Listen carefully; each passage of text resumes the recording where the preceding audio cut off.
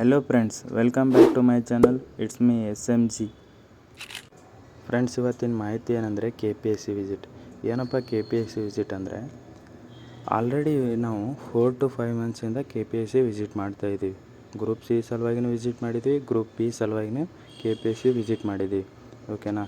ಯಾಕಂದರೆ group ಬಿನ exam ಬರೋದು ನಾವು ಆಲ್ಮೋಸ್ಟ್ 10 ತಿಂಗಳು ಕಳೆದೋಯ್ತು ಫ್ರೆಂಡ್ಸ್. ಜನವರಿಯಲ್ಲಿ ಎಕ್ಸಾಮ್ ಬರೆದಿದ್ವಿ, ಇನ್ನೂ ಕನ್ನಡ ರಿಸಲ್ಟು ಅನೌನ್ಸ್ ಮಾಡಿಲ್ಲ ಅವರು.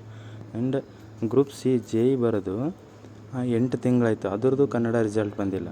ಓಕೆನಾ? ನಾವು ಬೇಗ ಬಿಡಲಿ ಅಂತ ಮಂತ್ಲಿ KPSC ವಿಸಿಟ್ ಮಾಡ್ತಾಯಿದ್ದೀವಿ. ಗ್ರೂಪ್ B ಸಲುವಾಗಿನೂ ವಿಸಿಟ್ ಮಾಡಿದ್ದೀವಿ, ಗ್ರೂಪ್ C ಸಲುವಾಗಿನೂ ವಿಸಿಟ್ ಮಾಡಿದ್ದೀವಿ. ಬಟ್ ಅವ್ರು ಹೇಳೋದು ಈ ಮಂತ್ ಎಂಡ್ ಅಥವಾ ನೆಕ್ಸ್ಟ್ ಮಂತ್ ಫಸ್ಟ್ ವೀಕ್ ಅಂತ ಹೇಳೋದು ಫ್ರೆಂಡ್ಸ್.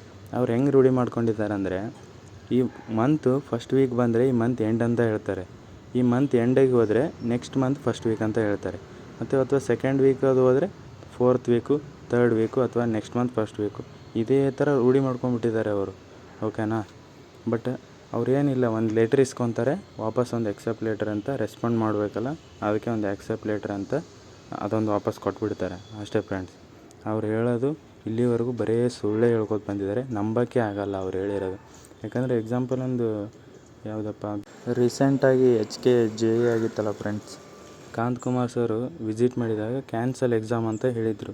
ಬಟ್ ಈ 2 days ಇರೋಕ್ಕಾಗಿ ಹಾಲ್ ಟಿಕೆಟ್ ಬಿಟ್ಟಿದ್ದಾರೆ ಫ್ರೆಂಡ್ಸ್. ಅವರು KPSC ನಂಬೋಕ್ಕೆ ಆಗಲ್ಲ, ಮೆಂಬರೇ ನಂಬೋಕ್ಕಾಗಲ್ಲ, ಏನು ಮಾಹಿತಿನೇ ಬಿಟ್ಕೊಡಲ್ಲ ಅವ್ರು ಒಳಗಡೆ ಏನಿರುತ್ತೆ ಅಂತ. ನಾವು ಬಟ್ ಏನು ನಂಬಬೇಕು ಅಂದರೆ, ಈ ಪ್ರಾಸೆಸ್ ಹೆಂಗೆ ನಡೀತಿದೆಯಲ್ಲ ಅದ್ರ ಬೇಸಸ್ ಮೇಲೆ ನಾವು ಅನಲೈಸ್ ಮಾಡಬೇಕು ಯಾವಾಗ ಬರ್ಬೋದು ಅಂತ. ಇವಾಗ ನೋಡಿದ್ರೆ ಗ್ರೂಪ್ B ಆಲ್ರೆಡಿ 1:3 ಅನೌನ್ಸ್ ಮಾಡಿದ್ದಾರೆ. ಅದ್ರದ್ದು ಏನು ಬಾಕಿ ಉಳಿದಿದೆ ಅಂದರೆ ಡೇಟ್ ಅನೌನ್ಸ್ ಮಾಡಬೇಕು ಡಾಕ್ಯುಮೆಂಟ್ ವೆರಿಫಿಕೇಷನ್ಗೆ. ಆ್ಯಂಡ್ non-HK ಗ್ರೂಪ್ B ಅದು ನಾವು ಬರೆದಿರೋದು, ಅದರದ್ದು ಆಲ್ರೆಡಿ ಕನ್ನಡ ರಿಸಲ್ಟ್ ಬಿಟ್ಟಿದ್ದಾರೆ. ಇನ್ನೇನು 1:3 ಅನೌನ್ಸ್ ಮಾಡ್ಬೋದು. ಅವರಿಗೆ ಕೇಳಿದರೆ ನೆಕ್ಸ್ಟ್ ವೀಕಲ್ಲಿ ಅಂತ ಹೇಳಿದ್ದಾರೆ. ನೆಕ್ಸ್ಟ್ ವೀಕ್ ಬರ್ಬೋದು ಆಲ್ಮೋಸ್ಟ್, ಯಾಕಂದರೆ ಕನ್ನಡ ಬಿಟ್ಟ ಮೇಲೆ 1:3 ಏನು ಲೇಟ್ ಆಗೋಲ್ಲ.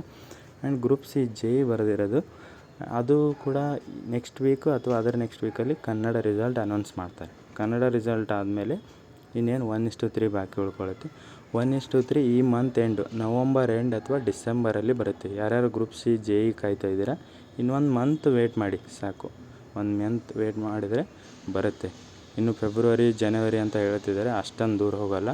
ಈ ಪ್ರಾಸೆಸ್ ನೋಡಿದ್ರೆ ಇನ್ನು 1 ಮಂತಲ್ಲಿ ಬರ್ಬೋದು ಫ್ರೆಂಡ್ಸ್. ಓಕೆನಾ? ಆಲ್ರೆಡಿ ಗ್ರೂಪ್ B ದಂತೂ ಮುಗೀತು. ಇನ್ನೇನು non-HK ಗ್ರೂಪ್ B ಅದು ಒಂದು ಅನೌನ್ಸ್ ಮಾಡಿದ್ರೆ ನೆಕ್ಸ್ಟ್ ಉಳ್ಕೊಂಡಿರೋದು ಗ್ರೂಪ್ C JE ಉಳ್ಕೊಳ್ಳುತ್ತೆ. ಅದೇನು 1 ಮಂತ್ ಅಲ್ಲಿ ಬರುತ್ತೆ. ಈ ಮಂತ್ ಎಂಡ್ ಬಿಟ್ರೂ ಅಚ್ಚರಿ ಇಲ್ಲ, ನೆಕ್ಸ್ಟ್ ಮಂತ್ ಫಸ್ಟ್ ವೀಕಲ್ಲಿ ಅಥವಾ ಸೆಕೆಂಡ್ ವೀಕಲ್ಲಿ ಡಿಸೆಂಬರಲ್ಲಿ ಬಂದೇ ಬರುತ್ತೆ 1:3. ಓಕೆನಾ? ಅವರು ಏನಪ್ಪ ಬರೀ ಸುಳ್ಳು ಹೇಳೋದ್ರಲ್ಲೇ ಹೋಯ್ತು. ನಮ್ಗೆ ಎಷ್ಟು ಕಷ್ಟ, ಬಿಜಾಪುರ, ಬಾಗಲಕೋಟೆ, ಬೆಳಗಾಂ, ಯಾದಗಿರಿ, ರಾಯಚೂರು, ಅಲ್ಲಿಂದ ಬಳ್ಳಾರಿ, ಅಲ್ಲಿಂದ ಹುಡುಗರು ಇಲ್ಲಿ ಬಂದು ಹೋಗ್ಬೇಕಲ್ಲ, ಜಸ್ಟ್ ವಿಸಿಟ್ ಮಾಡೋಕ್ಕೆ, ಇವ್ರಿಗೆ ಕೇಳ್ಕೊಂಡು ಹೋಗೋಕ್ಕೆ ಬಂದು ಹೋಗಬೇಕು.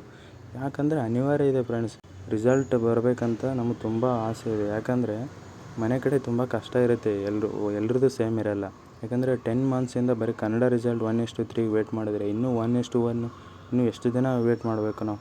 ಸೊ ಆದಷ್ಟು ಬೇಗ ಗ್ರೂಪ್ B ಮತ್ತು ಗ್ರೂಪ್ C ರಿಸಲ್ಟ್ ಬಿಡಲಿ ಅಂತ ಕೇಳ್ಕೊಳ್ಳೋಣ. ಯಾಕಂದರೆ ತುಂಬ ದಿನದ ವೇಟ್ ಮಾಡ್ತಿದ್ದೀವಿ, ಆದಷ್ಟು ಬೇಗ ಬಿಟ್ಟರೆ ನಮಗೂ ಒಳ್ಳೆಯದಾಗುತ್ತೆ. ಯಾಕಂದರೆ 10 ಮಂತ್ಸ್ 1 ಇಯರ್ ಆಯಿತು. ಓಕೆನಾ? Thank you friends, please subscribe ಮಾಡಿ.